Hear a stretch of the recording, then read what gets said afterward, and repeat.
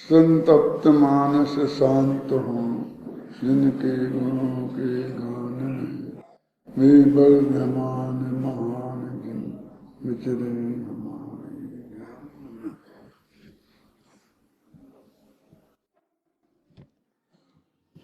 समय सार परमागम का संवर अधिकार चलता है और उसमें जो दो गाथाएं आचार्य जयसेन की बीच में आई हैं उनकी टीका की चर्चा चलती है। निष्कर्ष के रूप में इसमें बहुत बढ़िया बात लिखी है कि मति श्रुति ज्ञान में आत्मा को जानने की प्रक्रिया यह है। हमारे और आप सबके पास मति श्रुति ज्ञान है, अवधि ज्ञान और मन पर्याय ज्ञान है नहीं, और होता भी तो आत्मा के जानने में उसकी कोई उपयोगिता नहीं है। इसलिए वो साधक नहीं बाधक है। जब जब अवधि ज्ञान और मन पर्याय ज्ञान से का प्रयोग हम करेंगे तब तब पुद्गल का जानना होगा, आत्मा का जानना तो होगा नहीं, और केवल ज्ञान हमें है नहीं। तो हमारे पास दो ही ज्ञान हैं, मति और श्रुति। और मति श्रुति ज्ञान वालों को आत्मा का अनुभव होता है, सम्यक दर्शन होता है, सम्यक ज्ञान होता है, देश विरत होता है, सर्व दशा होती हैं और 12वें गुण स्थान तक की दशा होती है। इसलिए घबराने की बिल्कुल जरूरत नहीं है कि आत्मा तो प्रत्यक्ष ज्ञान का विषय है और हमारे पास वो प्रत्यक्ष ज्ञान है नहीं, इसलिए झंझट खत्म। और हम तो ये भक्त तो हमारा मुफ्त में ही जाएगा, ऐसा सोचने की रंच मात्र भी आवश्यकता नहीं है, क्योंकि सारा मोक्ष मार्ग का आरंभ इस मति गुण श्रुति ज्ञान वाले के ही होता है। केवल ज्ञान की क्या बात करते हो? हम केवल ज्ञान से आत्मा को जानोगे तो केवल ज्ञान होगा तब जानोगे ना। केवल ज्ञान ये कहता है कि पहले तुम आत्मा को जानोगे तब हमसे बात करना। अरे वो केवल ज्ञान तो आत्मदर्शन का फल है, वो साधन नहीं है। क्या साधन तो प्रज्ञा श्रेणी को बताया है ना, तो वो तो मति ज्ञान और श्रुति ज्ञान ही है। वास्तव में ज्ञान 5 प्रकार का होता ही नहीं। ज्ञान तो पर्याय ज्ञान भी एक ही प्रकार का होता है, क्योंकि एक समय में एक ही पर्याय होती है ज्ञान की, और उसी में जिन्हें हम 5 ज्ञान कहते हैं ना, 5 प्रकार के जानने की योग्यता होती है। अब एक समय की पर्याय में 4 ज्ञान है ना, अधिक से अधिक 4 ज्ञान एक साथ हो सकते हैं। आप जानते हैं ये बात कि नहीं? जरा सुनना, यदि 4 ज्ञान होंगे तो कौन कौन होंगे? तो मति श्रुत अवधि मन पर्याय, ये 4 ही हो सकते हैं। ये 6वें गुणस्थान वाले मुनिराजों को, 7वें गुणस्थान वाले मुनिराजों को हो सकते हैं। होते हैं, गारंटी नहीं है, हो सकते हैं।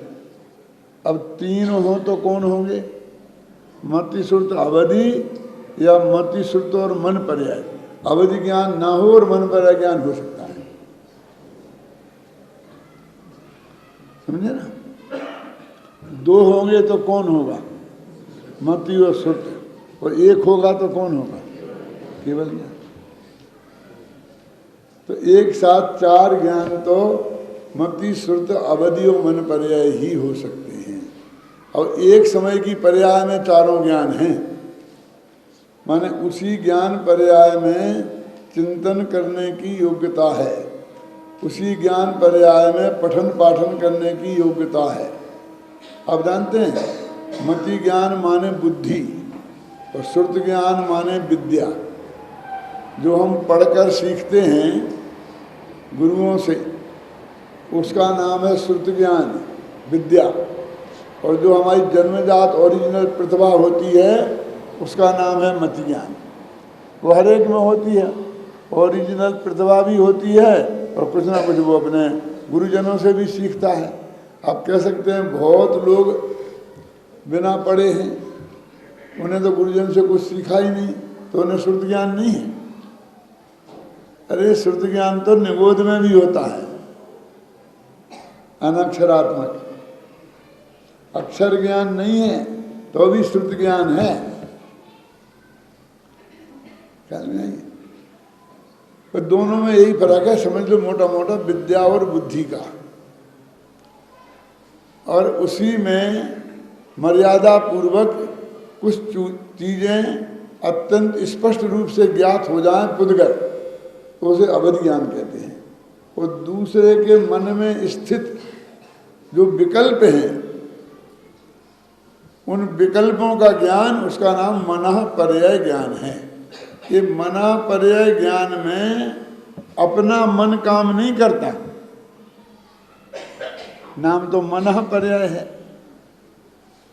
ये तो दूसरे के मन की बात है, और दूसरे के मन की भी नहीं, दूसरे के मन में स्थित विकल्प उसको जानता है, इसीलिए उसका नाम मनः पर्याय ज्ञान है। उसमें 5 इंद्रियों और मन की जरूरत नहीं होती। यदि 5 इंद्रियों और मन की जरूरत होती तो वो अपना मन काम करता, ख्याल में ना। अब ये 2 मतियों शुद्ध ज्ञान हैं, अब हमें इनसे ही प्रयोग करना है। देखो एक सीधी सच्ची बात ये है, आज अधिकतम लोग जो आने थे वो आ गए, और ऐसे भी नए लोग हैं जो कल नहीं थे। इसलिए मैं फिर उस तरीके से समझाऊंगा कि जिससे हर आने वाले की समझ में आए बात, है ना। और ऐसा नहीं समझना कि हम बहुत अभ्यासी हैं तो हमें कुछ नहीं मिलेगा, आपको भी कुछ ना कुछ तो मिलेगा। लेकिन इतना धैर्य रखना कि ये बात कैसे करने लग गए। अब हम ये कहते हैं कि हमें धर्म करना है, धर्म करना है माने आत्मा का अनुभव करना है, आत्मा का अनुभव करना है माने सम्यक दर्शन, सम्यक ज्ञान प्राप्त करना है। क्योंकि मोक्ष महल की पीढ़ी सम्यक दर्शन है, मोक्ष महल की प्रथम सीढ़ी है ना, और वो सम्यक दर्शन प्राप्त करना है।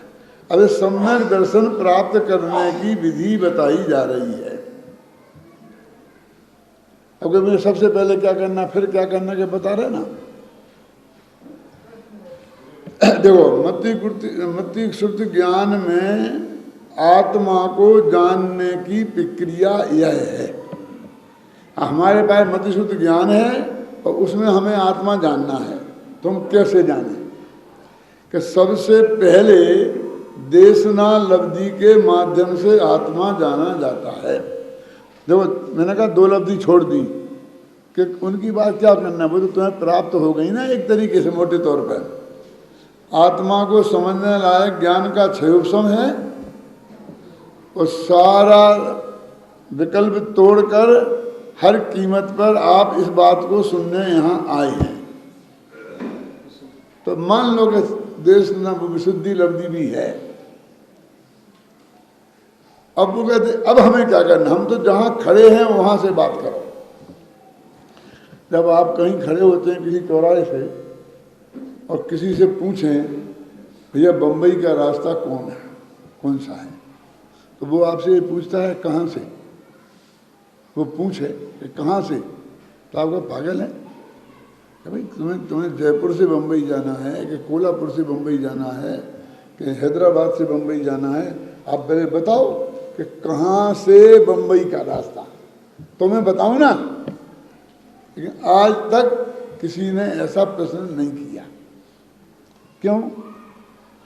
क्योंकि हम जहाँ हम और तुम खड़े हैं और वहाँ से पूछा जा रहा है, सीधी सच्ची बात है ना। तो हम जहाँ खड़े हैं उससे आगे की बात करो। अब यहाँ तक का रास्ता तो हमने पार कर ही लिया है,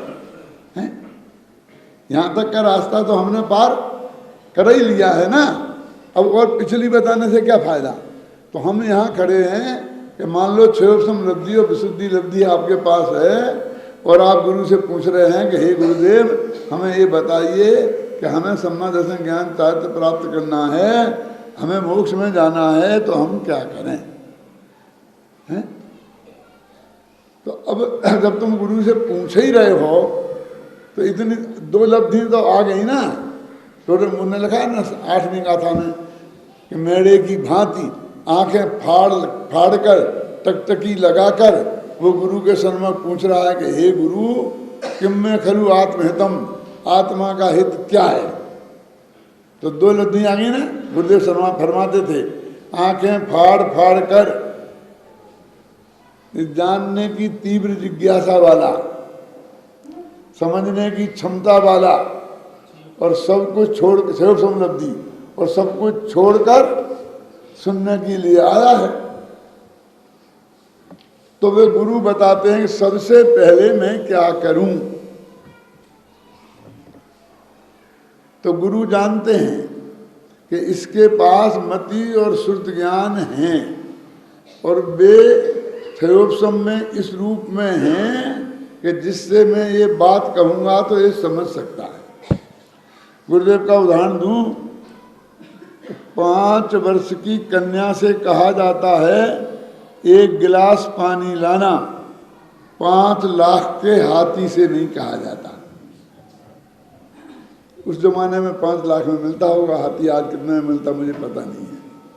क्यों कहते थे ना गुरुदेव? क्यों कि जो ला सकता है उससे कहा जाता है, हाथी ला नहीं सकता, इसलिए हाथी से नहीं कहा जा सकता। तो इसलिए गुरुदेव कहते हैं कि हम तुम्हें समझा रहे तो हम ये मानते हैं कि तुम समझ सकते हो, इसलिए समझा रहे। अब बात को क्या करना?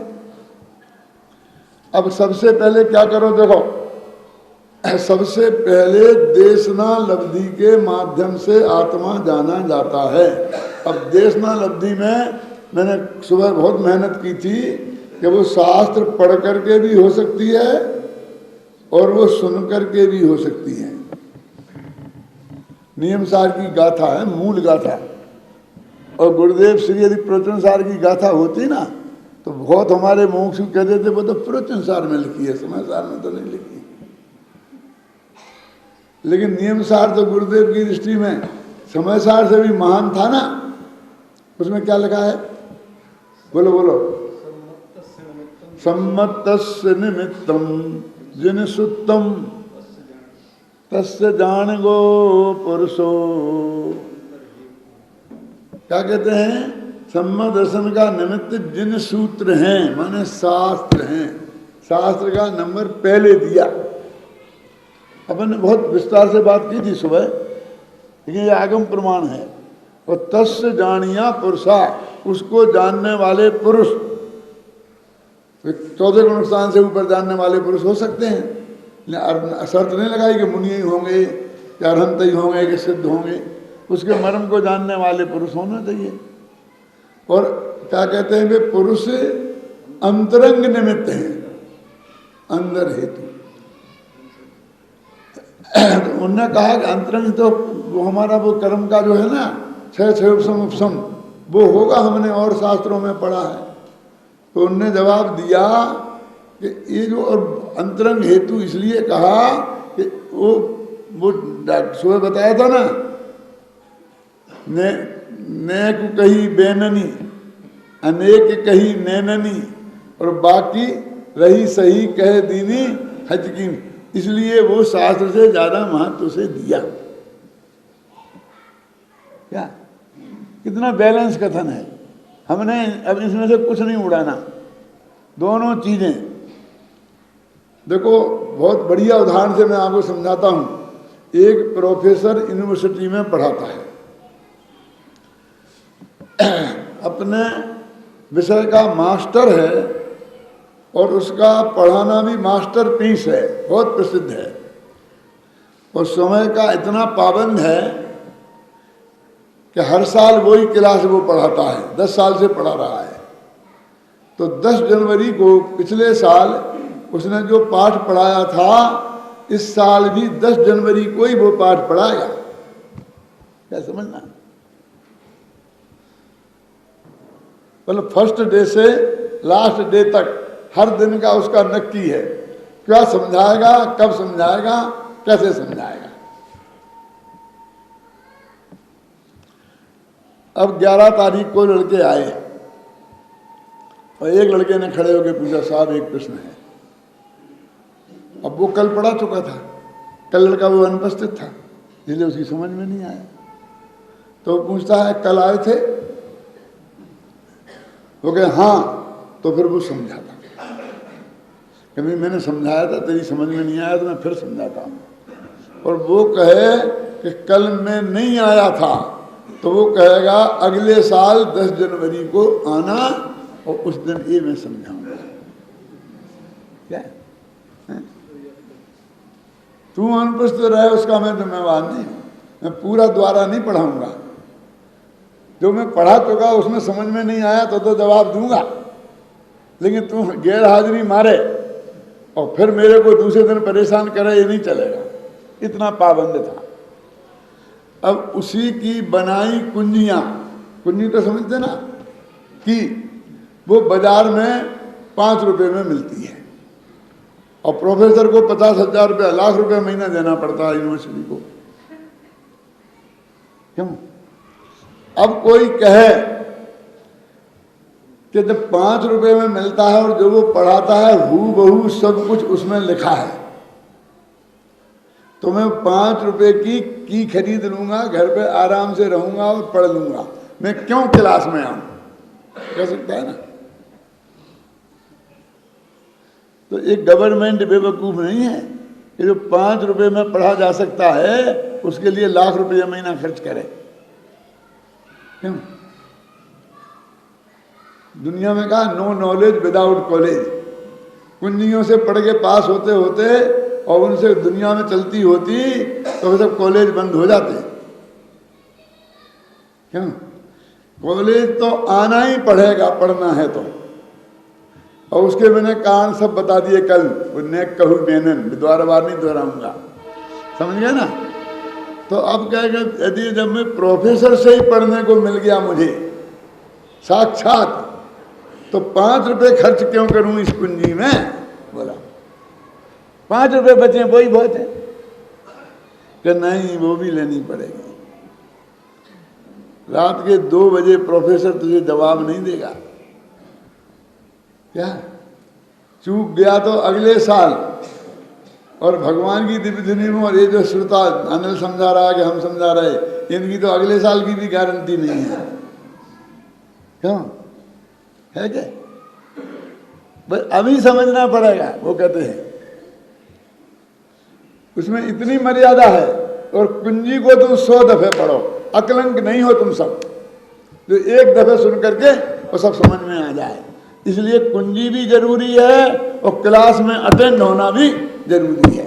एक दूसरे के पूरक हैं, अथवा नहीं है, और है, एंड है। गुरु मुख से श्रवण और शास्त्रों का पठन, गुरु मुख से श्रवण अथवा शास्त्रों का पठन, ऐसा नहीं है। समझ गया? एक दूसरे के पूरक हैं भाई साहब, मैंने एक दूसरे के शत्रु नहीं मानना है? पढ़कर और सुनकर। देखो, गुरु देशनालब्धि के माध्यम से जाना जाता है आत्मा। सबसे पहले जानने की प्रक्रिया ये है। हम सीधा आत्मा का अनुभव कर लेंगे, ये संभव ही नहीं है। कोई कोई तो कर सकता है ना, नहीं कोई नहीं। कि गुरुदेव जैसा भी नहीं, कि नहीं, उन्हें भी समय सार मिला ना, उसे उन्होंने पढ़ा ना, और पूर्व भव में उन्हें देशना मिली थी ना। अनादिकाल से आज तक एक भी जीव ने बिना देशना लब्धि के सम्यक दर्शन की प्राप्ति नहीं की है, नहीं की है, नहीं की है। कितनी बड़ी उपयोगिता है इसकी। क्या एक पड़खा हुआ, अब दूसरा पड़खा कि ये तू पढ़ लेगा और सुन लेगा तो काम हो ही जाएगा, इस भरोसे में मत रहना। क्या कह रहे 1 मिनट में? तुम तो ऐसे पलटते हो भाई। हम क्या करें? वस्तु का स्वरूप ऐसा है, उसके बिना नहीं होगा और उससे हो जाएगा, इसकी गारंटी नहीं। टोडरमल जी का क्या जवाब है इसके लिए? उपदेश तो शिक्षा मात्र है। उसने तो बता दिया, प्रेरणा दे दी, अब तू करेगा तो होगा। समझा ना? तू करेगा तो होगा और नहीं करेगा तो नहीं होगा। देखो, डॉक्टरी पढ़े बिना डॉक्टरी नहीं की जा सकती। फिर डॉक्टरी की वो होती है इंटरनेट से बड़ा साल 2 साल करना पड़ती है ना प्रैक्टिस, वो करे बिना भी तू डॉक्टरी नहीं कर सकता। कि नहीं कर सकता ना, ये पक्की बात है कि नहीं? और सर्टिफिकेट के बिना नहीं कर सकता। अब वो मिल गया, अब तू डॉक्टरी करेगा तो तेरी डॉक्टरी का होशियार बनेगा। अभी भी बाकी क्यों? अब नहीं करे कपड़ा की दुकान पे बैठ जाए, क्यों? और प्रैक्टिस नहीं करे तो नाम का डॉक्टर है, क्या समझे ना? उसका कोई फायदा नहीं है। तो ये तो अब उल्टी बात हो गई ना। पढ़ रहा पर मति श्रुत ज्ञान में आत्मा को जानने की प्रक्रिया यह है कि सबसे पहले देशना लब्धि के माध्यम से आत्मा जाना जाता है। अब देशना लब्धि को और डिफाइन किया, माने क्या? गुरु मुख से सुनकर, परमागम को पढ़कर आत्मा का स्वरूप समझा जाता है। अब ये नहीं लिखा व्रत करना, उपवास करना, तीर्थ यात्रा करना, दान देना, कुछ नहीं लिखा। तो सबसे पहले ये करना, तो बीच में ये करना, बीच में भी नहीं लिखा। फिर बाद में करना, बाद में भी नहीं लिखा। क्या कर नहीं लिखा तो नहीं लिखा क्या? फिर रास्ता फिर करना कि नहीं करना ये बता दो आप तो, क्यों? फिर हम आपके पंच कल्याण में कुछ लिखाएं कि नहीं लिखाएं? लिखाओ तो तुम्हारी मर्जी, नहीं लिखाओ तो तुम्हारी मर्जी, लेकिन लिखाओगे तो भी सम्यक दर्शन की प्राप्ति में रंच मात्र भी सहयोग नहीं मिलेगा। ये डंके की चोट समझ लो। क्या तब तो नहीं बदल जाएगा। इसके लिए हम उन पंडितों में से नहीं हैं, चढ़दा बेटा सूली पे भला करे भगवान, बड़ा पुण्य मानेगा, ऐसा होगा, फिर ऐसा होगा, फिर ऐसा होगा, फिर ऐसा होगा। झूठा लालच देने वालों में हम नहीं हैं। हमारे गुरु ने तो जिंदगी भर ये समझाया हमारे लिए। क्या देखो, गुरुमुख से सुनकर परमागम को पढ़कर आत्मा का स्वरूप समझा जाता है। उसके बाद अनुभव में आत्मा प्रत्यक्ष ज्ञात होता है। अब आप इस लाइन को ले जाओ और कहो कि देखो, जिसमें लिखा था आपकी किताब में कि आत्मा अनुभव से प्रत्यक्ष ज्ञात होता है, ये लिखा, बता सकते हो, गला पकड़ सकते हो। अगली पंक्ति भी पढ़ो ना। यह अनुभव केवली भगवान के समान प्रत्यक्ष नहीं है। क्यों नहीं है? कि तेरे पास प्रत्यक्ष ज्ञान ही नहीं है, तो हम क्या करें? तो इसे प्रत्यक्ष क्यों कहा?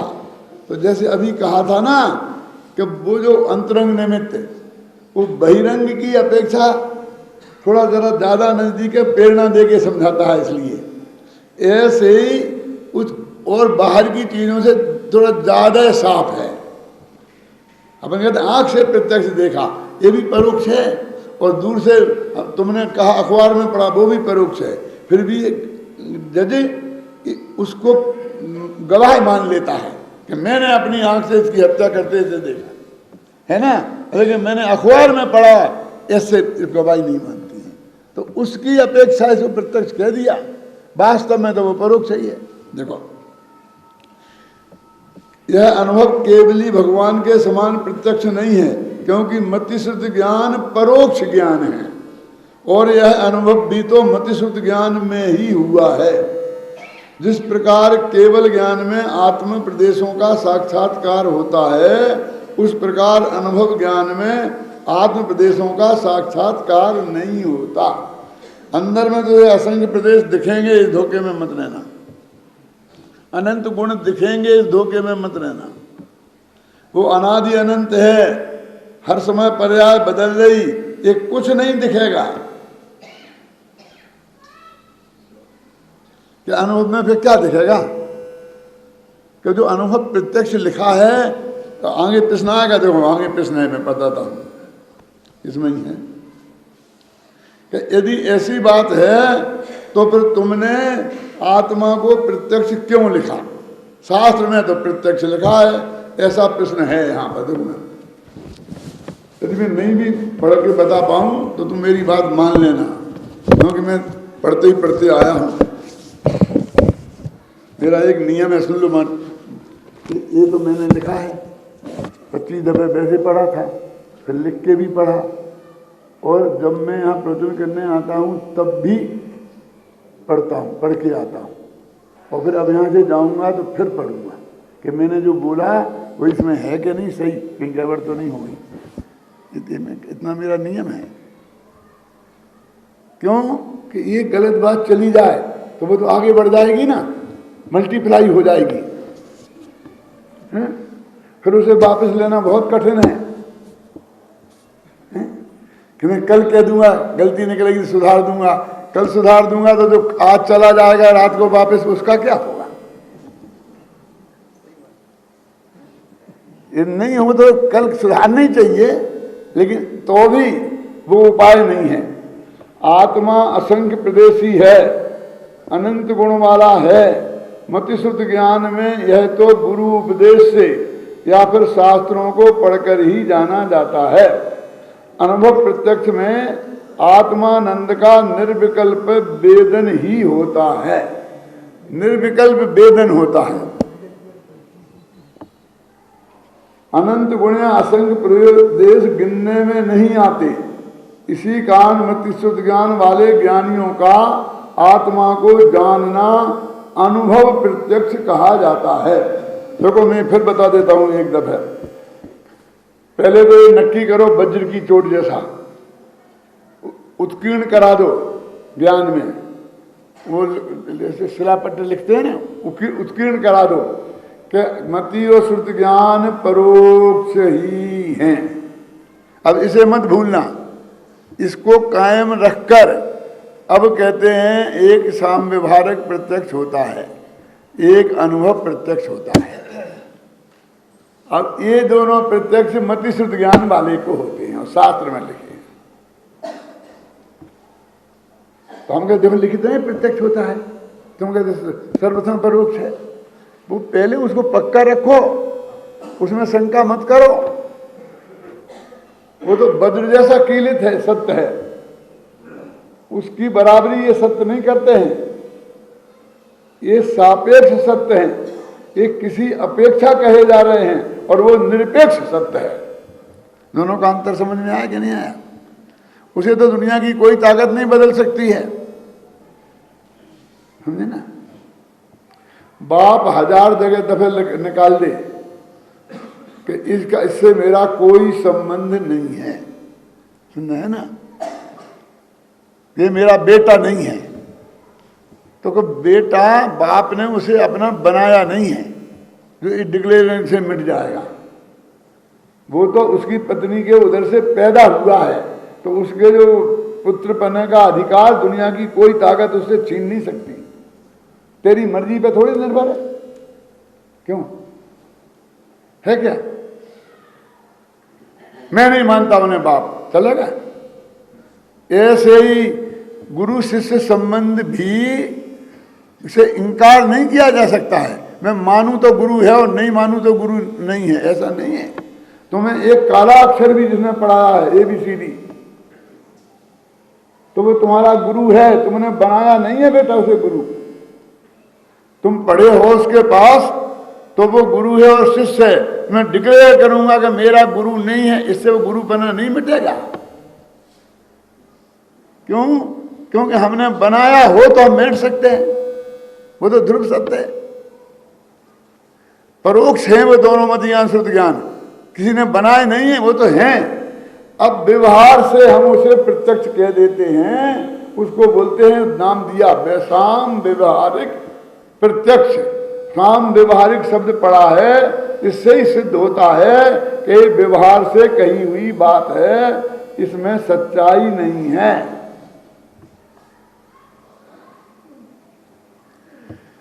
ये साम्य व्यवहारिक प्रत्यक्ष क्या है कि मैंने आंख से प्रत्यक्ष देखा। अब क्या गजब है, आंख से प्रत्यक्ष देखा इसको प्रत्यक्ष कहते हैं, और कान से सुना उसे परोक्ष मानते हो कि देखो भाई ये कान से सुनी बात नहीं है, आंख से देखा है।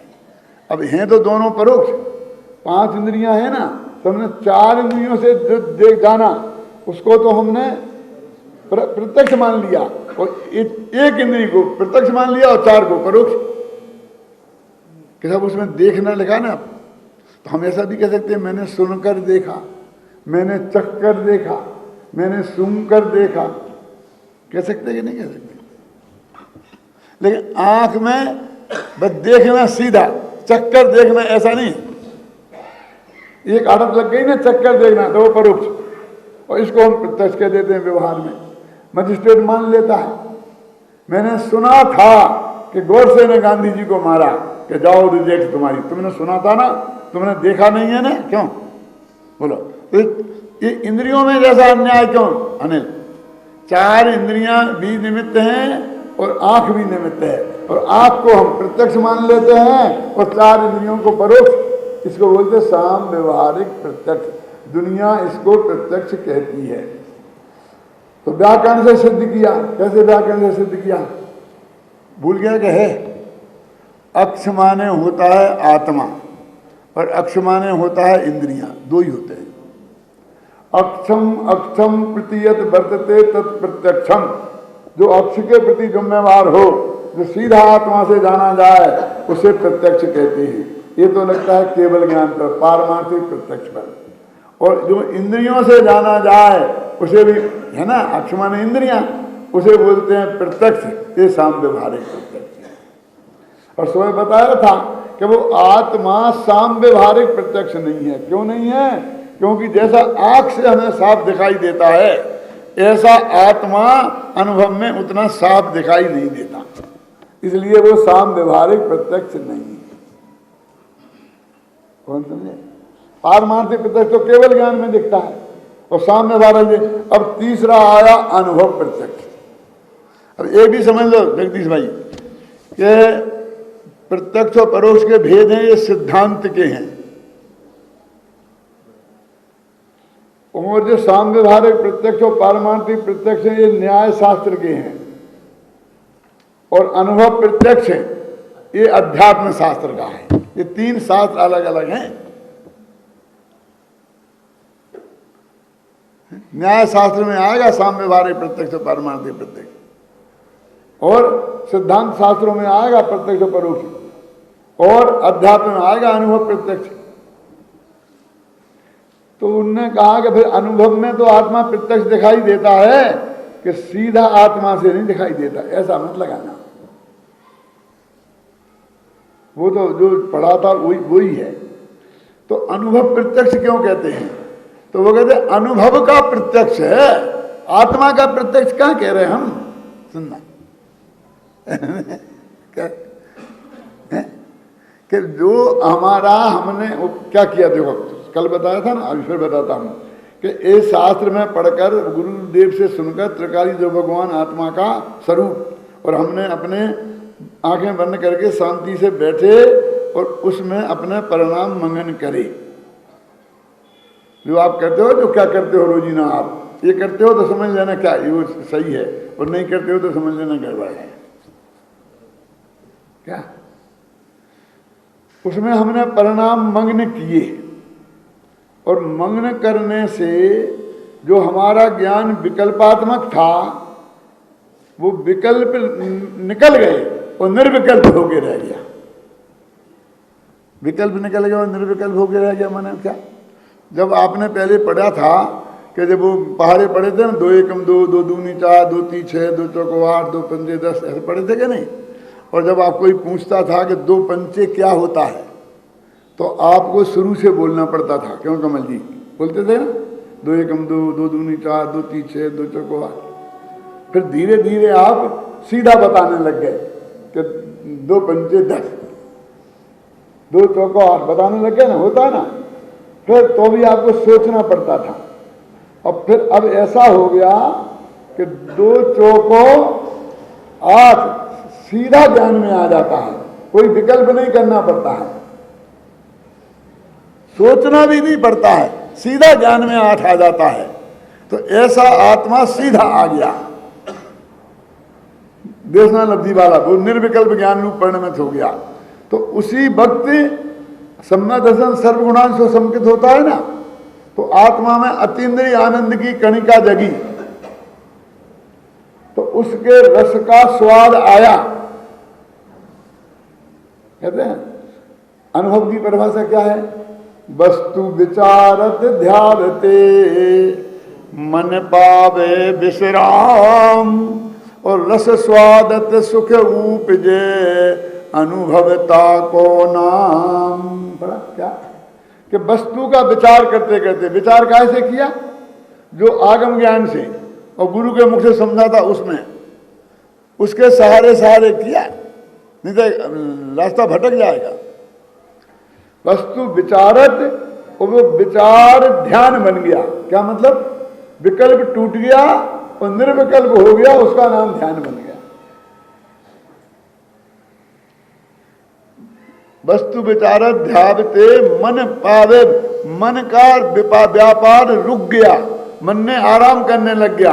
जब तक मन का व्यापार था तो वो विकल्पात्मक था, और मन का व्यापार रुका तो वो निर्विकल्पक हो गया। रस स्वादत, और फिर वो अतीन्द्रिय आनंद का रस आया ना, रस स्वादत सुख उपजे अनुभवता को नाम, उसका नाम अनुभव है। तो वो कहते हैं कि वो जो आनंद आता है ना, टोडरमल जी कहते हैं उसका प्रत्यक्ष होता है, आत्मा का नहीं होता है। और तुम्हें तो मजा आया। जन्मांध ने खीर खाई, क्या क्या हुआ? जन्म से जो अंधा है उसने खीर खाई, तो उसको जब मुंह में खीर का मजा आया तो उसको जो अनुभव हुआ वो खीर के रस का हुआ है, खीर के रूप का ज्ञान नहीं हुआ, खीर के आकार का ज्ञान नहीं हुआ। तो ऐसे ही कहते आत्मा का ज्ञान प्रत्यक्ष नहीं हुआ, उस आनंद का प्रत्यक्ष हुआ, इसलिए अनुभव प्रत्यक्ष कहते हैं उसे। तो इसलिए आत्मा तो परोक्ष ही है, ये सिद्ध किया है इसमें। पूरा ध्यान से देखो। अनुभव प्रत्यक्ष क्यों कहा? तो अनुभव को प्रत्यक्ष कहा, और सामने वाले प्रत्यक्ष व्यवहार में जैसे हम कह देते हैं ऐसी बात है। अब तुमने 1000 जगह तो पढ़ा कि व्यवहार न है, झूठा लाल है, और अब यहां फिर उसे खड़ा करते हो। निश्चय से तो परोक्ष ज्ञान ही है, और ये काम परोक्ष ज्ञान में होता है भाई साहब। अब थोड़ी और गहराई में अपन जाते हैं कि अनादिकाल से आज तक हमारे पास सैनी पंचेंद्रिय की पर्याय पाई ना, तो प्रति समय ऐसे ज्ञान की योग्यता थी कि हम उससे चाहते तो आत्मा समझ सकते थे, और हमने नहीं समझा, और 5 इंद्रियों के विषय कसाय में ज्ञान को लगा दिया। कितनी बर्बादी की आपको कल्पना है? बर्बादी का अंदाज है? थोड़ा समझो कि अपने पास 1000 रुपया है, और पिताजी ने कह दिया बेटा तुम अपनी खुशी से जिसमें चाहे तुम खर्च कर सकता है। चाहे तो वो लड़का दोस्तों को सिनेमा ले जाए और 3 घंटा खराब करके उसमें बर्बाद कर दे, चाहे बाजार से कुछ ला करके मिठाइयाँ और सब मिल बांट के खाकर अपना पेट खराब कर लें और रुपयों को बर्बाद कर दें। आज़ाद है ना वो लड़का। और वो चाहे तो वो 50,000 रुपये के समझिए कितना 20 समय सार आएंगे, तो 20 समय सार अपनी सारे क्लास वालों को दे दे। आज़ाद है ना, ये काम कर सकता है कि नहीं? क्यों? और सारा मोक्ष मार्ग का निमित्त उसने इतने लोगों को जुटा दिया, और उसी को सिनेमा के टिकट में बताया। अब ऐसे ही हमारे पास इतना ज्ञान था कि जिस ज्ञान से आत्मा जाना जा सकता था, और हम इसी भव में सम्यक दर्शन ज्ञान और एक देश चारित्र प्राप्त कर सकते थे। कितनी हमारे पास पूंजी थी, कहते ना साधन था, प्रज्ञा छेनी थी, और हमने उसे काय में बर्बाद किया। टीवी देखकर, सिनेमा देखकर, दुनिया में न मालूम क्या क्या देखकर, कितने राग देश के चक्करों में पढ़कर, अभी हर एक अपना अपना सोच लो कि हमने उस ज्ञान की बर्बादी कहाँ कहाँ की, कितना बड़ा नुकसान किया। क्यों? अपन कहते बाप दादों की इतनी संपत्ति थी कि ये कुछ बर्बाद नहीं करता तो 7 पीढ़ी बैठ के खाती तो अभी खुटने वाली नहीं थी। बोलते कि नहीं बोलते हैं? लेकिन इसने बस जुआ खेल कर, इसमें लगाकर, उल्टी सीधी चीजों में, खोटी संगति में पड़ के बर्बाद कर दिया। बोलते कि नहीं बोलते? ऐसे ही यहाँ आचार्य कहते हैं तेरे पास कितनी ज्ञान की संपत्ति थी। 1000 फोन याद रखता है, हमारे कितनी कितनी चीजें सब याद रखती हैं, कितने देशों के नाम, उनके नाम, कितना भूगोल का ज्ञान, कितनी कितनी चीजों में कितनी कितनी जगह बर्बाद किया इसने अपने ज्ञान को। मैं ऐसा कहता था, वो था ना अपना भाभा डॉक्टर अणुशक्ति, जिसने भारत में विकास किया है ना, तो मैं कहता था कि उसका इतना बढ़िया सूक्ष्म ज्ञान अणुभट्टी चढ़ गई।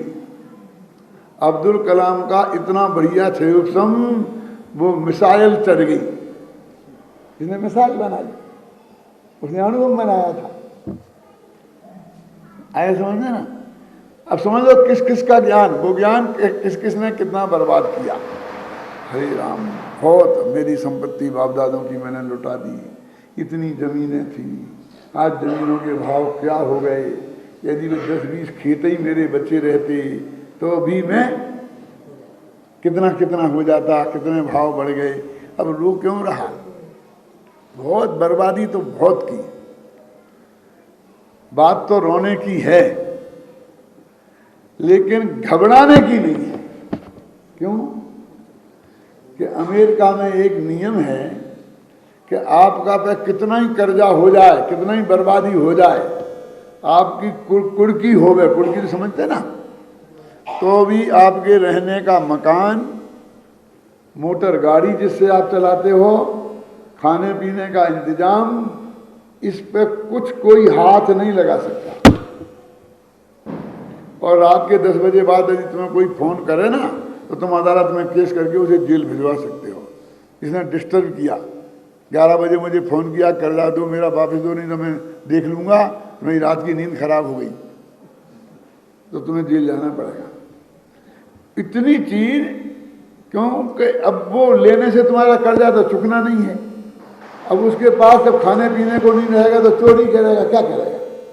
उसकी वो चीज जो उसको देने के उपयोग में आ रही है उस पर कोई हाथ नहीं लगा सकता। अमेरिका में ये कानून है, वस्तु के स्वरूप में भी ये कानून है कि पुराना तुम्हारा ज्ञान कितना ही बर्बाद हो गया हो, लेकिन प्रति समय इतना ज्ञान अभी भी नया समय पैदा हो रहा है कि तुम आत्मा का काम, जानने का काम उससे कर सकते हो। ये बड़े सौभाग्य की बात है। भूखों मरने की नौबत नहीं आएगी। जो गई है ना, वो 10 कारें थी, वो 9 ले गया है, एक अभी भी है जो तेरे बैठने के काम आएगी। तुम 10 में एक साथ थोड़ी बैठता था। 9 बंगले गवर्नमेंट ने जब्त कर लिए हैं, एक बंगला तेरे पास अब भी है, उसमें कोई फर्क नहीं पड़ा है। आगे समझ में आई ना? कितना ही गया हो, लेकिन तेरी जो देने की लायक थी वैसी की वैसी तू चालू रख ले, इतना हमेशा तेरे को उपलब्ध है। ख्याल में है ना? चिंता करने की कोई बात नहीं है। जो गई वो क्या है जगदीश भाई? खतरनाक बात कहता हूं, सब लोग ध्यान से सुनना कि वो जो 10 कारें और 10 बंगले थे, वो उसमें प्रति समय हमारा पुण्य खर्च हो रहा था कि नहीं? ऐसा नहीं कि जब मिले तो पुण्य खर्च हो गया, वो प्रति समय खर्च होता है। आपने गाड़ी खरीदी 25 लाख की, तो जिस दिन 25 लाख दिए उस दिन नहीं, तुमने रोजाना 20,000 रुपये महीने का खर्चा गले बांध लिया है। वो उसका टैक्स और जो जो भी आप समझ रहे हैं ना, और धीरे धीरे वो खत्म होती जाएगी। ये पुण्य से जो तुम्हें मिला है वो उस पुण्य से तुम्हारे पास रहेगा नहीं। तुम्हारे पास रहने के लिए नया नया पुण्य खर्च करना पड़ेगा। अब पुण्य तो खर्च हो रहा है और उपयोग में आनी नहीं वो चीज। बोलो क्या फायदे का सौदा है कि नुकसान का सौदा? क्या क्या नितिन समझ में आया कि नहीं आया? 10 गाड़ी में तो बैठोगे नहीं, 10 बंगले में तो रहोगे नहीं है? अब पुण्य खर्च हो रहा है, इससे तो जल्दी जावे क्यों? तो फायदे का काम है कि नहीं? और अब वो पुण्य तुम्हारा खत्म हो गया तो चला जाएगा। तो उतना चला जाए तो उतना परिग्रह कम हुआ। तो परिग्रह माने होता है पाप, तो पाप कम हुआ, ऐसा समझना। तुम संकलेश परिणाम नहीं करो तो कोई नुकसान नहीं हुआ। वहां लिखा है आपके, मैं घूमने जाता हूं ना सुबह, क्या संसार का बढ़ना नरदेर की यह हार है? इसका तूने कभी विचार किया कि नहीं किया? अब यहां अपने इस पर लगा रहे हैं, कितना ज्ञान बर्बाद किया। छोड़ो बर्बादी की बात, लेकिन जितने से काम हो सकता उतना अभी है। और वो अभी 10-5 साल तक तेरे पास रहेगा। चेत जा, नहीं चेता तो वो चला जाएगा। मर के यदि असैनी की पर्याय में चला गया तो खलास। क्यों? यहां से जन्म के पाकिस्तान में पैदा हो गया, अफगानिस्तान में पैदा हो गया, इराक में, ईरान में पैदा हो गया, तो ये संयोग तेरे को गया, बस खत्म। समझ में आया कि नहीं है? ऐसा नहीं है कि अनंत काल तक बेटा रहेगा। अभी है, चेतना हो तो चेत जा। और भविष्य में कितने दिन के लिए है, अब हम किसकी क्या कह सकते हैं? एक बात तो कह सकते हैं हम सब की, 1000 वर्ष तक तो कोई रहने वाला नहीं है इस देह में। 100 वर्ष तक भी कोई रहने वाला नहीं है इस देह में, क्या? और रहेगा भी तो अधमरा नहीं, मरे जैसा ही रहेगा। समझ लेना। अर्ध में तक समय बूढ़ा पनो कैसे रूप लखे आपनो। अपना रूप तब क्या देगा? भरी जवानी में नहीं देख पाया, अब बुढ़ापे में देखे। अरे जिसने भरी जवानी में देखा वो बुढ़ापे में भी देख लेगा, लेकिन जवानी में नहीं देखा वो बुढ़ापे में नहीं देख पाएगा। समझ में आया? नहीं आया समझ में? देखो, वो नया उग्र पुरुषार्थ करना अलग बात है, और पुरानी बात देख करने के वो चलाते रहना अलग बात है। समझ में आई ना? तो इसलिए एक एक वास्तव में बात तो ऐसी है, छाती पे हाथ रखकर विचार करें गंभीरता से, तो कोई माई का लाल ये नहीं कह सकता है कि आप यहाँ बैठे हो, यहाँ से उठ के अपने कमरे में सुरक्षित पहुँच जाओगे। बम्बई पहुँचोगे कि नहीं पहुँचोगे इसकी तो कोई गारंटी ले ही नहीं सकता। क्यों? लेकिन कमरे के पहुँचने के बीच में ही कहीं हार्ट अटैक आ गया तो हो सकता है कि नहीं? किसी को भी एक क्षण का भरोसा नहीं है। घबराना नहीं, घबराने के लिए बात नहीं कह रहा हूं, सब पहुंचने वाले हैं, लेकिन पक्का भरोसा नहीं है ना। इसलिए अब देखेंगे, फिर देखेंगे, सोचेंगे, इस पर टालने जैसी बात नहीं है जी। इसमें किसी दूसरे का रंच मात्र भी स्वार्थ नहीं है। गुरुदेव श्री फरमाते हैं कि इसमें तो तेरा ही भला है। टोटामजी ने लिखा ना, ये जो गुरुदेव फरमा रहे इसमें तो मेरा ही भला है, इसमें इनका क्या है? इसलिए एक समय भी आलस करने लायक नहीं है। ये जो अपना क्षयोपम ज्ञान है वो महाभाग्य से, वो त्रिकाली ध्रुव पूज्य गुरुदेव श्री की कृपा से हम सब लोगों को क्षयोपम ज्ञान में आ गया है। विकल्पात्मक ज्ञान में मोटा मोटा आ गया है, उसमें भी बारीकी बहुत है, मैं उसके चक्कर में नहीं जाता, लेकिन मोटा मोटा तो आ गया ना। पर से भिन्न, पर्याय से भिन्न, केवल ज्ञान से भी भिन्न। क्यों? तो बस अब तेरे को क्या करना है कि उसी में अपने परिणामों को मंगन करना है। इसी का नाम आत्मा का अनुभव है। तो वो जो तेरा ज्ञान विकल्पात्मक है, वो विकल्पात्मक से निर्विकल्प रूप में परिणमित हो जाएगा, और उसी का नाम सम्यक दर्शन है कि मुझे हो जाएगा, कि हाँ तुझे हो जाएगा। है कैसे हो सकता, मुझे कैसे हो सकता है? जब गुरुदेव के पास में 45 वर्ष तक गुरुदेव के रहे और वहाँ पर गिनती के 2-4 हुए, तो अब तो गुरुदेव भी नहीं है, अब मेरा कैसे ठिकाना लगेगा? गया काम से तूने, तेरा ये परिणाम ही तेरे को मार देगा। गुरुदेव बहुत ही महान थे, लेकिन जयसेनाचार्य तो उनसे भी महान थे ना, घबराना नहीं। उनने गारंटी दी है। क्या दी है गारंटी?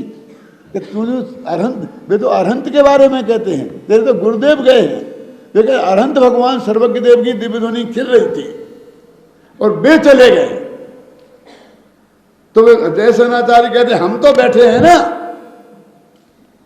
क्यों रोता है? चले गए तो चले जाने दे। आपको मालूम है अपना सबसे पहला खाद्य मंत्री कौन था? किदवई, नाम सुना था? किदवई आया कुछ ख्याल में? हाँ, रफ़ी अहमद किदवई सबसे पहला खाद्य मंत्री था। जब लोग बार बार कहते थे कि नेहरू जी के बाद कौन, नेहरू जी के बाद कौन, नेहरू जी के बाद कौन, तो उसने एक दिन भरी सभा में कहा था, क्या नेहरू जी के बाद कौन कौन लगा रखा है? मैं संभालूंगा प्रधानमंत्री पद तो तुम लोग नेहरू को भूल जाओगे। नेहरू जी के सामने कहा था। क्या? और खाद्य स्थिति कैसी थी तुम्हें मालूम है? सन 47 में खाने को नहीं मिलता था, एक एक दाना मुश्किल से, पहनने को कपड़ा नहीं मिलते थे, और उस समय में उसने खाद्य विभाग संभाला। आज क्या दम है खाद्य विभाग संभालने में? क्यों? तुम्हारे शरद पवार है क्या? वो क्या, उसे क्या है? क्या इतना अनाज पैदा होता है कि अमेरिका को भेज दो? अब क्या संभालने में दम है?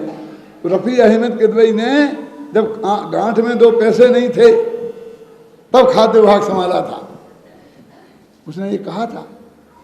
ऐसे ही जयसेनाचार्य कहते, क्यों भगवान गए क्यों लड़ाका गए तो जाने दो, हम बैठे हैं ना। ये अभिमान की बात नहीं है, ये विश्वास दिलाने की बात है। समझ हो गया? लेकिन मुझे भी एक बात कहनी है। छत्र चूड़ामणि एक ग्रंथ है, किनका है? बाजीब सिंह सूरी का। बाजीब सिंह सूरी तो उनकी उपाधि है, उनका नाम था अजित सेन। तो उनने एक घटना लिखी कि जीवनधर जी थे, जीवनधर नाम सुना? उनके पिताजी का नाम था सत्येंद्र। तो सत्येंद्र के जो राज्य था उसका मंत्री था काष्टांगार। तो वो बहुत विषयों में मस्त हो गया, तो काष्टांगार मंत्री ने उसकी हत्या करके तो सारा राज्य हड़प लिया और वो राजा बन गया।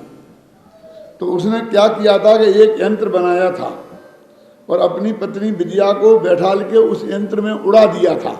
तो वो जाकर एक जंगल में गिर गई थी और उसे फिर मार डाला उसने। उसके फिर एक बच्चा पैदा हुआ जिसका नाम था जीवनधर।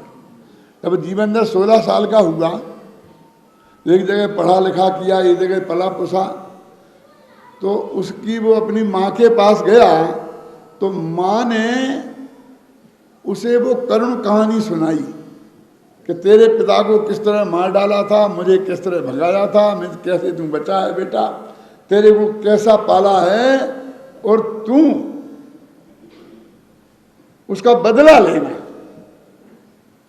तो उस वक्त जम्बू जीवनधर कि माँ तू क्या समझती है, मैं ऐसा कर दूंगा, मैं ऐसा कर दूंगा, मैं ऐसा कर दूंगा, बहुत उन्होंने बोला, मैं बदला लेके रहूंगा, दे रहूंगा, जैसे क्षत्रिय लोग बोलते हैं। तो आचार्य क्या लिखते हैं उस जगह कि किसी महापुरुष को ऐसा बोलना चाहिए कि मैं ये कर दूंगा, मैं ये कर दूंगा, मैं ये कर दूंगा।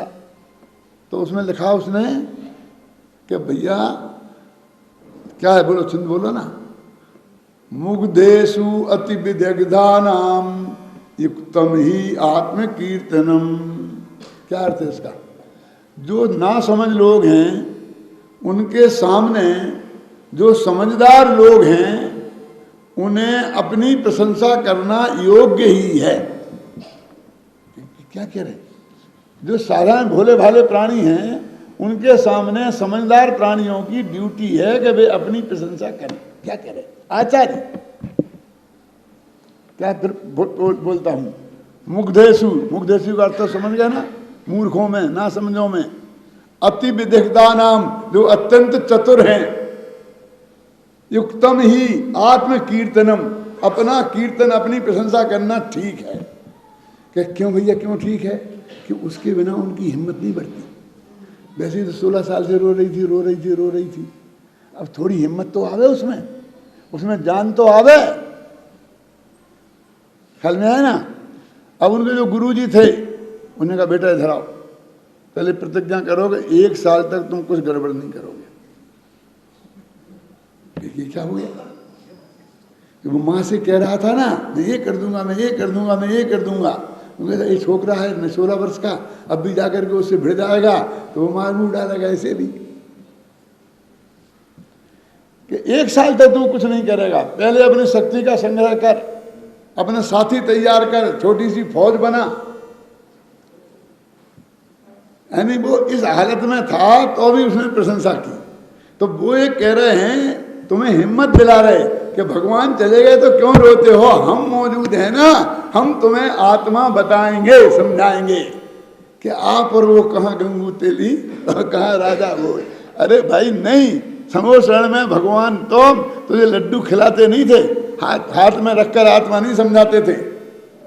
वहां भी मुंह से ही समझाते थे और तू कानों से ही सुनता था। यहाँ भी हम मुंह से समझाएंगे और कानों से तुझे सुनना है, और हम वही बात बताएंगे जो समूह शरण में भगवान ने बताया। क्या ये कोई निंदा की बात नहीं है? वो कहते हैं हमारे पास सत्य है, घबराने की क्या जरूरत है। गुरुदेव के प्रताप से हमारे पास ये सत्य तत्व है। गुरुदेव ने अपनी दम पर सारे देश में फैलाया और आज हमारे पास 1000 हाथ खड़े हो गए हैं। क्यों? और वो गांव गांव में जाकर इस तत्व ज्ञान को फैलाएंगे। इसे चिंता की कोई बात नहीं है, वो साधन हमारे पास उपलब्ध है और हम अपना कल्याण में प्रवृत्ति हों